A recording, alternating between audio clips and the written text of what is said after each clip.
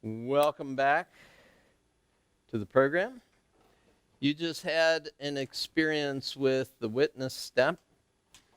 And during the witness step recording, you may have heard a little different kind of paraliminal than you're used to, which is multiple voices happening, one going through the attitudes, another going through the four steps, and then in addition to those three voices that were going, those of you who are here got to hear me put another voice in there in addition to this. I have to tell you, the audio engineer that put my original paraliminals together and recorded this program and others of our early programs was a former audio engineer at Paisley Park, Prince's studio. His name was Brad Johnson, and he had Brad Johnson Productions. And he found it really hard to record paraliminals. You think it's hard for you to listen to these and stay awake? This guy, I'm not kidding you. I'm behind the glass, like I've got this microphone here, and I've got my scripts here, and I'm in state, and I'm recording these, speaking directly to you, even though I haven't met you yet. There's no other person but you and me in the room. And I might make a little miss, so I got to go back and restart. And I'd look up, and Brad, who's at the controls, is like this.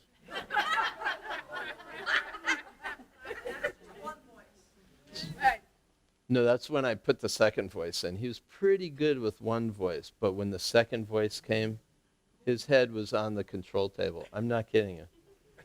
And I'd stop. Brad. Bradley. Brad, he'd go, oh, it happened again. It's like, God. So he'd get a can of Coca-Cola and he'd cross his legs like this, and he'd be working the controls like he did everything just to keep himself from going out. And after a few paraliminals, he finally got it. It was great, till I added a third voice. Because what has to happen for me to record these is I have to hear one of the voices in the ear that it's going to, and I put that down a little bit, and then I'm recording the next track live to that voice, right? So I'm hearing my new voice in the other ear, which is the brain side that it's on. And I'm pretty cool with it. So now with a third voice, I'm listening to both of those, and I'm laying down another track in the middle. And sure enough, made a little mistake, and I got to look up, and there's Brad.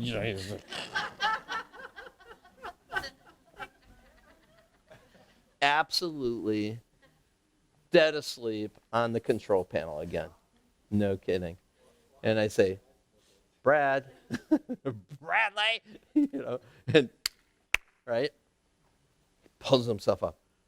Oh no, I thought I had this. One of the paraliminals, I won't say which, has 5 voices. Yeah. So, when you're listening to these and you find yourself going gone, right? Going so gone, and then at the end you come back. The reason you come back is because the part of you that I'm speaking to is the part that's listening. You see, I ask you to let your conscious mind just wander wherever it needs to in order for you to get the results that you have. For example, when you go to sleep at night and you dream, and you've heard me say this on the paraliminal, your mind wanders. Your dreaming mind wanders to a place just as near or as far away as you like to be.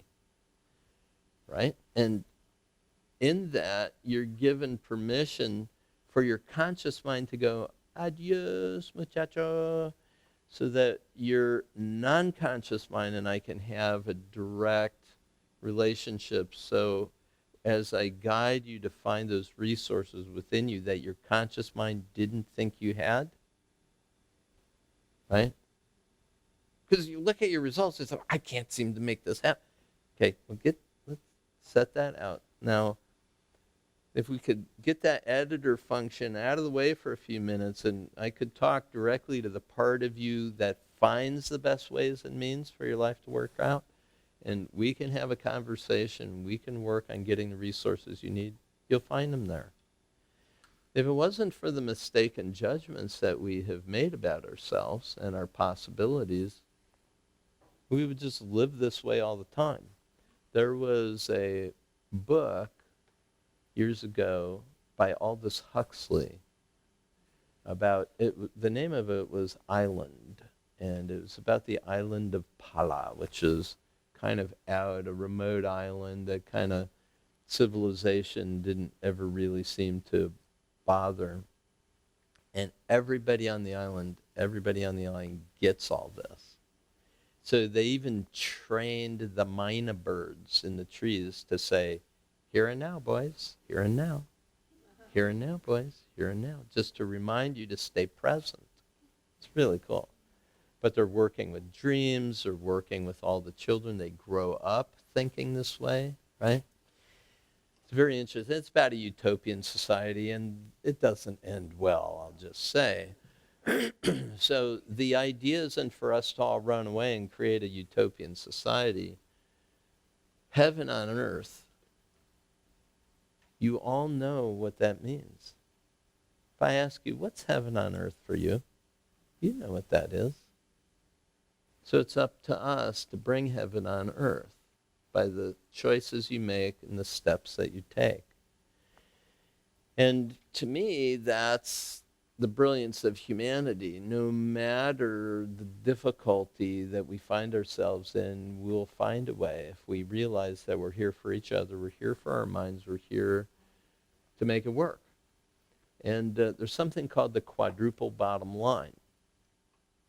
And many people in conscious capitalism and socially conscious investing talk about the triple bottom line. People, profit, planet, right? You may have heard this idea. There's another idea, which is creating a world that's socially just, that's environmentally sustainable, economically sustainable, and spiritually fulfilling. So we call it the quadruple bottom line.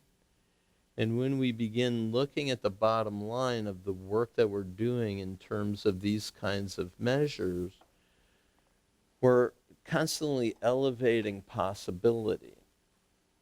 We're not just looking purely at any one of them, but we're really considering all of them simultaneously. Now, we have some things to do as we wrap it up. I would like to give you all the experience of one of the Natural Brilliance generator recordings, which is going to give you the weave. You started to hear something of a weave in that last session we did. The other is called the fugue. I've talked about the fugue as being this kind of drum beat. There's a native drum beat that happens, and I'm running a number of different patterns of ideas. I'm going from very negative to neutral. I'm going from neutral to very positive, and some stuff in between that borrows from both of those. And so you hear negative statements actually being made, and it's designed to fire off that oscillating neurology and then again come to the sense of peace again at the end. Why? Because it's one thing if you can do natural brilliance in the safety of this environment. The other is if you can do it spontaneously, driving a car at 140 miles an hour, 160 miles an hour, 180 miles an hour. A colleague of mine that I wrote about in the Natural Brilliance book, Marcus Wynn, he trained the BMW race team. And the situational awareness and the kind of things that we're talking about here. He calls it the OODA loop. We call it natural brilliance model. He trained them.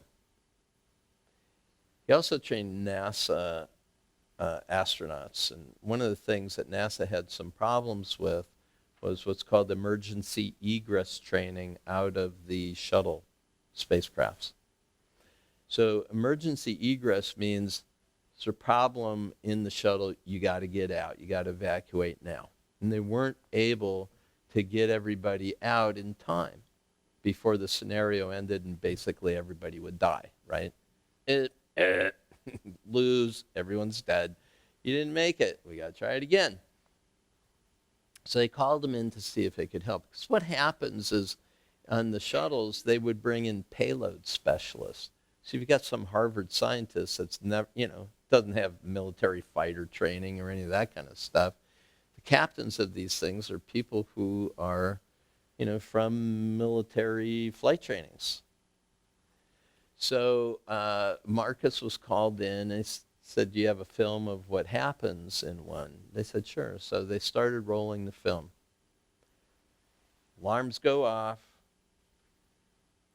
They have to start the scenario. So the captain pulls off his first belt, pulls off and said, stop the film. Tell you exactly what's going to happen. What's going to happen is the captain of the ship, who's got to be the first one out, is going to pull off the second belt, and he's going to try to stand up. He's not going to be able to because he's strapped in with a third belt. He's going to start fumbling around. He'll finally find the buckle. By the time he gets up and gets to the door, game is over. Roll the film. That's exactly what happened. They looked at him, how did you know this? He said, they're all fighter jacks. They've got 2 belts in their cockpit. They're on the shuttlecraft. They got 3 belts. This stuff is all automatic pilot. They're on automatic. They go through this so that if there's a problem in their cockpit, they do this without a single thought. I asked big wave surfers, people who are riding the faces of 30-plus foot waves. These are waves where the water level beneath the surface is within 18 inches is the reef. They're surfing, and there's 5 tons of water over their head, okay? And if you ask them, well, what do you think about when you're surfing? They say, think. You can't think. You are riding this. You are absolutely in the moment. There is not a single thought will kill you. You don't plan your next move. This is all your natural bodily intelligence moving this. You can't control anything but what's going on under your feet at that moment. Everything else is unfolding in that moment, right? It's beyond thinking mind. So Marcus, having witnessed the hypnosis training I did, what I did for the group, and he had attended it, Marcus was a spook. He was a special forces guy. He was a CIA operative at one time, but he'd go into very dangerous places. He had been to every dangerous place on the planet. And he trained FAA security agents to do close quarter combat in hostage terrorist situations. He trained them how to take out a terrorist inside of an airplane. There was a movie with Wesley Snipes. It was called Passenger 57. That was Marcus. Marcus was Puerto Rican.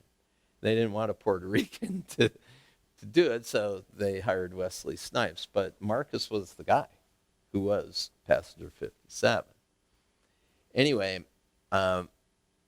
Marcus realized that there's a real problem in the way they do handgun training. Most police officers receive $100,000 worth of handgun training. And most police fatalities are in the first civilian combat situation, and usually they're killed by their own handgun. So it's a dismal failure, is what he recognized. So he came to my hypnosis training, and I welcome everybody in. I give everybody a long sheet of paper and show them where to look in their notebooks. And I said, get together with someone and do a complete hypnosis session with them. Just follow the instruction, go do it. Came up to me and said, what are you doing? You can't do that. What if somebody hurts them? I said, nobody's going to hurt anybody. It's going to be reading what I wrote, but they're doing it on their own. Well, shouldn't this be the last exercise? I said, it is. You might as well give it to them at the beginning so at least they know what they're going to get, right? Whole to parts instead of parts to whole. And this was like,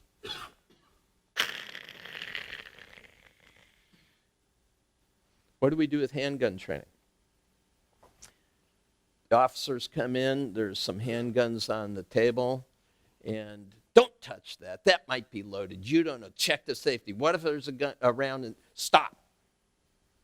Don't touch that till I give you the instruction. Now, if you're going to handle this weapon, you better prepare.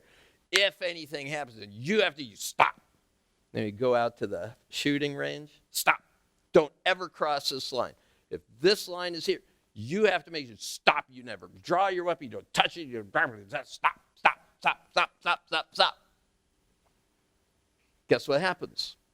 Stop. The first thing that happens when they get into a civilian combat situation is they stop and they get killed. So he said, well, okay, I'm going to set up a different scenario. So he did handgun training with women just to prove his point. So it's a 4-hour course. None of these women had ever had any use of a weapon. Puts the guns on a table. Just go pick one up. Pull the trigger. Point it at somebody. You point it at them. Point it right in their chest. Point it at their head. Pull the trigger. Feel what it feels like. Pick another one up. Feel what that feels like. Just point it and pull so you get a feeling for the weight. Which one do you like best? Do you like this one? Why do you like it? And talk about it, holding him and all that. Now let's go out to the shooting range. They walk right out, and if anybody stops at the line, he knows he's going to have to untrain them. Come on out here. Let me show you what we're going to do. We're going to do this, that, the other thing. Then gives them the handgun training and all of that. 4-hour training, accelerated learning. The final exam is somebody with a big, safety mask and, is going to have to walk up and attack them.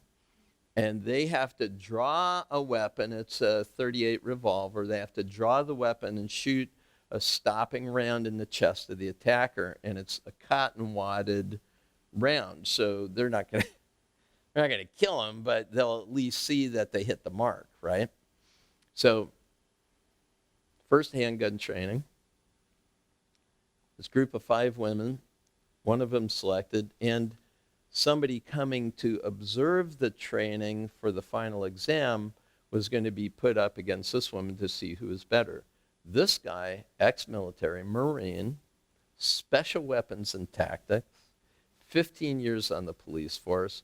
This guy is an expert. He's up first. Attacker comes, he draws his weapon, shoots 6 times, never lands a stopping round on the attacker. Okay, so he's over. Now she comes up. Attacked, draws weapon, 4 rounds right in the chest of the attacker. And this guy's going, what just happened?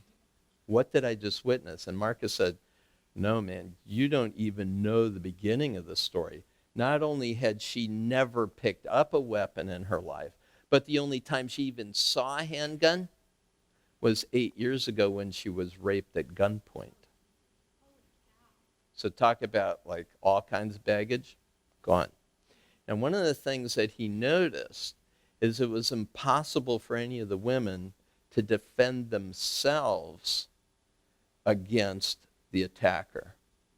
So he couldn't figure out why, what did he have to do to help them access the state? Because I asked him one time, so Marcus, you're a pretty deadly guy. I'd go to restaurants with him, He always had his eyes on all of the entrance and exits. He always had a gun on him with a round in the chamber, right? I mean, he always had his back against the wall knowing how he was going to get out. It was spooky going to lunch with this guy. I mean, he's a little twitchy, because I'm always wondering, like, how many people are going to get you here? Like, are you seriously worried? Yeah, I was like, I don't feel more safe with people with guns all around me for some reason. But what happened is he said that in order to fire a weapon at somebody, I don't access anger. I access a state of, how dare you? You may not violate this. This is something I value, and you may not violate. It's not anger. It's not rage. It's indignation. It's what it is. So what he did is, to access that, he said, okay, you're going to get attacked. Took another participant, sat her down, said, this is your daughter. That guy's going to rape your daughter. Oh, no, he's not. And the mother comes out, right? And it was no problem at all firing on that attacker. No problem at all. I thought that was really interesting in terms of getting access to state. So Marcus went on to prove this handgun training in a lot of police forces, a lot of militaries actually around the world. And all of it is, we have an ability, but our training protocols have caused us to stop. Right? I'm going to read this book. What if you don't do well on it? What if you miss something? Stop, right? I'm reading along. Here's a word I don't know. We stop. We go over to a dictionary. We look up the word. We read it. Now, I'm out of the flow. If you hadn't stopped, you're going to figure out what the word means in the context of the rest of the book. Just keep going. Why did we stop, right? The fighter pilot. What's going on? Why am I stuck? Oh, yeah, there's another strap.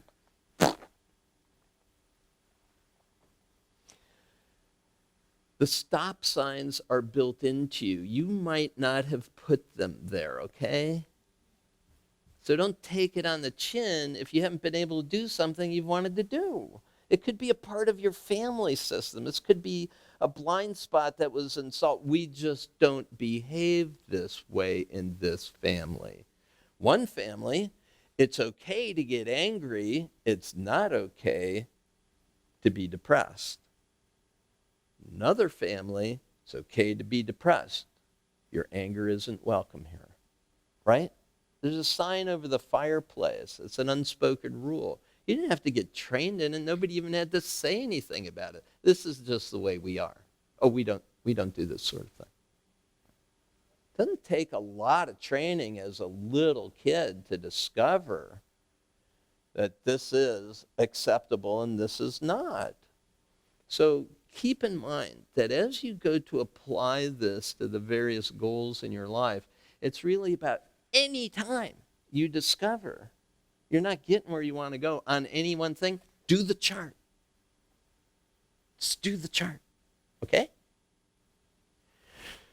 So right now what I'd like to do is take your second goal, and I'll guide you through the whole process, the collapsing of the detriments, the benefits, and the exercise to take us into the future.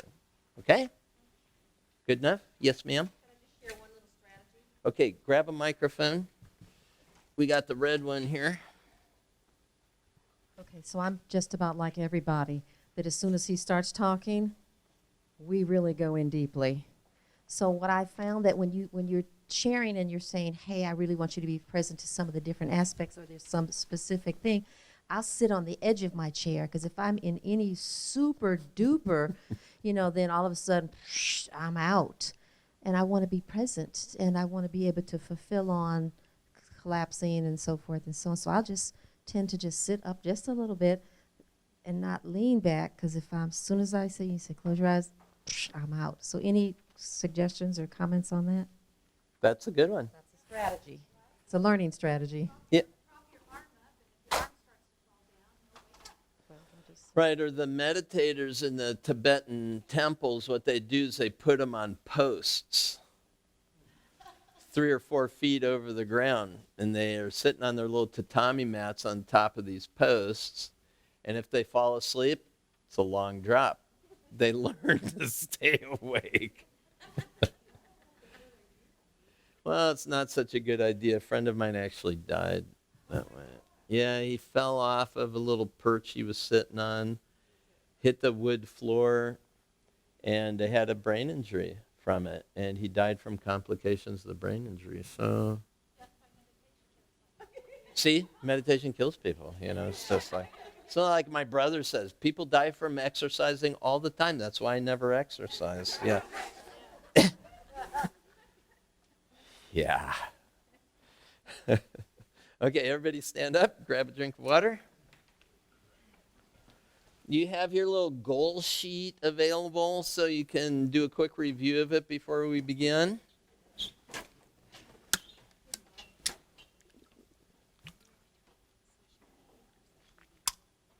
Neither. But I'm thinking that we'll do session B when it's time. Yeah. Do you grab your water? You drink it? Okay. You take a little stretch? You didn't? You didn't have to stretch all by your own self. Okay, a couple shoulder rolls. This one. I got a good one. So we're going to have our feet pretty far apart. One foot kind of goes out, and we're going to go up like this and out toward that shoulder or toward that foot. And then we go up. And then as we turn down, we turn our feet the other way.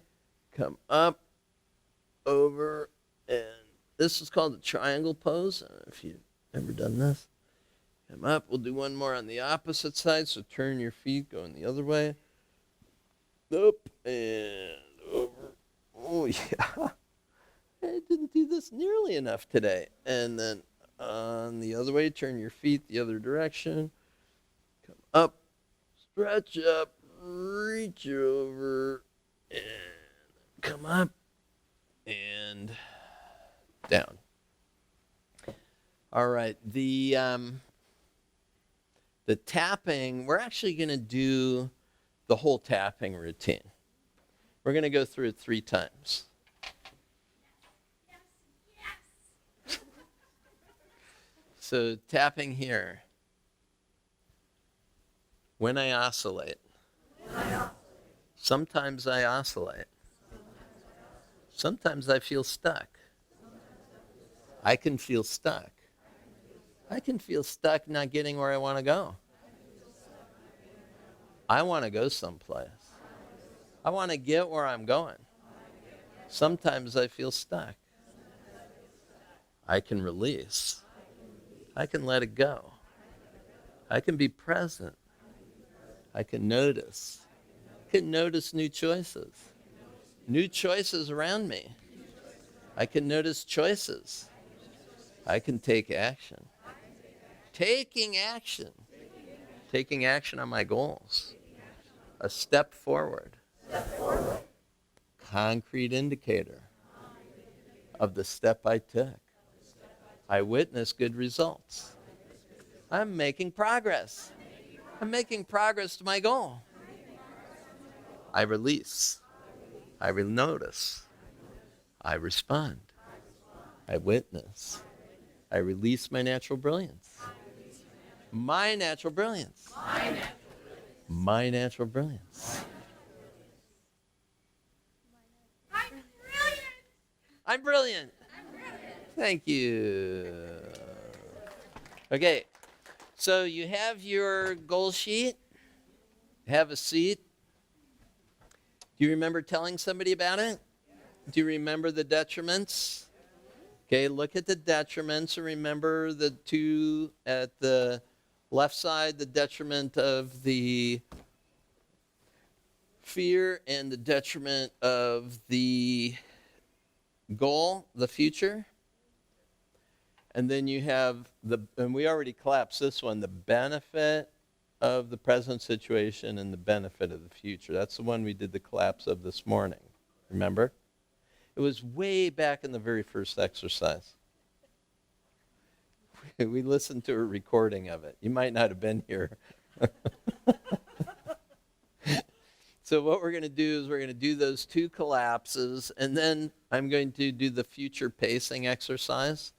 And if you need to prop yourself up, then for sure do that. Did we take a break today? Yeah, we did a break, right? I don't, because I'm up here talking with people, so I don't know if we did or not. No, I'm good. Ready to do this? Okay. I'm thinking maybe I'm going to put some music on in the background. Yeah, I think we'll turn the lights down a little bit, not so dark because, man, I'm telling you, some people were sawing some serious logs in here. Oh my goodness. Oh, that was my microphone fell off the back of my belt and hit the ground. I've got that fixed up, so we're good. Okay, so let's take a moment to close our eyes and go inside. There's no headphones on this one. No, I'm talking. This is live. This is Paul Sheely in person, live. In person. This is Paul Sheely from Learning Strategies Corporation in Minneapolis. If you're listening to this in stereo, what gives?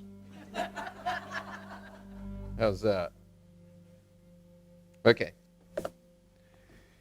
So as you sit down, have your hands resting on your lap with your palms facing up. Take a deep breath in as you exhale and close your eyes. Feel your shoulders relaxing a little bit. When you do that, the breath flows, instead of being up in your chest, shoulders, the breath moves down into your abdomen. It becomes more abdominal, where the diaphragm, the true engine of vitality, is actually the thing that drives your breathing. So you can notice that. And then notice the relaxation in your face. Let your forehead smooth out around your eyes, your cheeks, your jaw. And if you have a slight hint of a smile there on your face, there's a lot of positive neurochemicals that are released.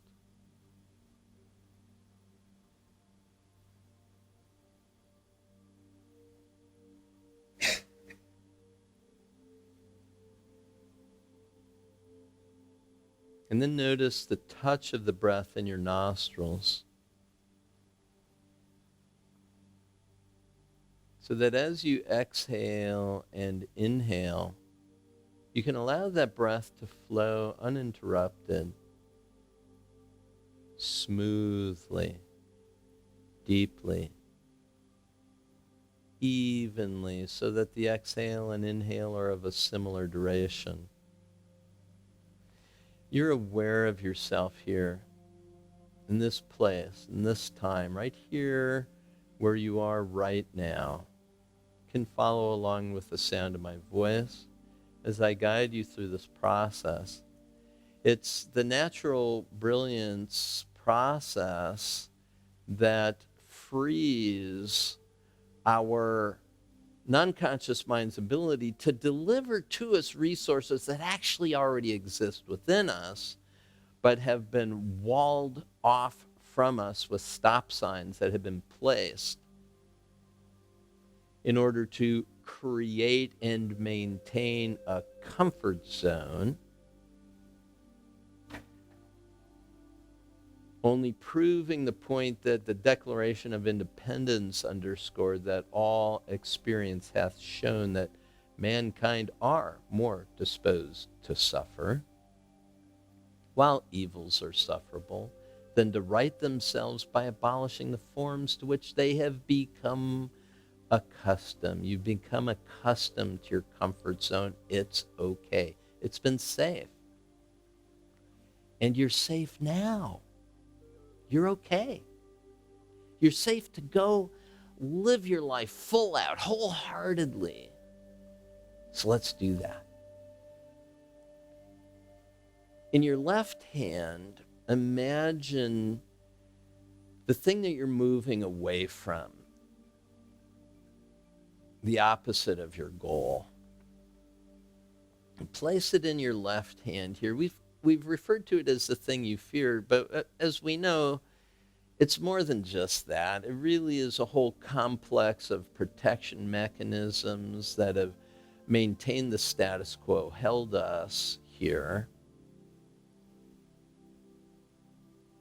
They're also so unpleasant that they've been drivers to get us to go into a more positive future. But rather than label this as negative, just realize it's a bunch of information that could be useful to you. So place all of that, your whole history about this issue, place it all in this hand, the detriments of this fear, this opposite of your goal. Just place it here. Don't villainize it. Just put this and make it an object that you can look at, feel, touch, move, and lift your hand up and down and just feel the weight of it, the texture of it, the temperature of it, whether it's solid, it's loose, it's hard, soft, it's thick or thin, any details that you can describe, imagine that there. And then in your right hand, you've got the detriments of the potential future goal you're trying to get. It's that stuff we don't want and we don't have. It's the negative future. And here, this is the place where a lot of our